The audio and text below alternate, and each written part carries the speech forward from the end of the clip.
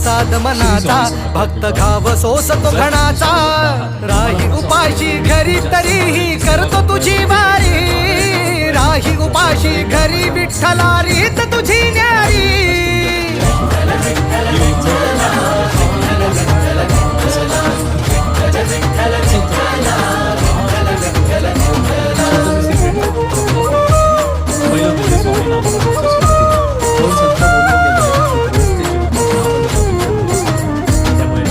गेल्या कितीक वारी मी आलो तुझ भेटाया का उभा राहून तू पाहशी गंमत विठुराया गेल्या कितीक वारी मी आलो तुझ भेटाया का उभा राहून तू पाहशी गंमत विठुराया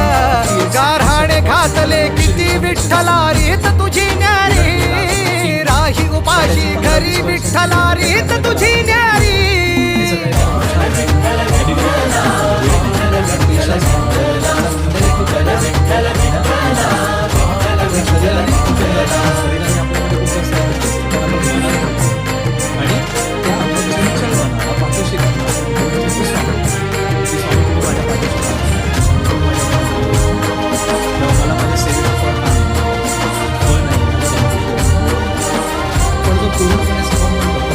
लोक येती दर्शना आपण त्याला सगळं माहित जेव्हा आपल्याला वाटतं ना की आपली भक्ती कामी येत नाही आपली सेवा कामी येत नाही आणि आपण थकून जातो रून जातो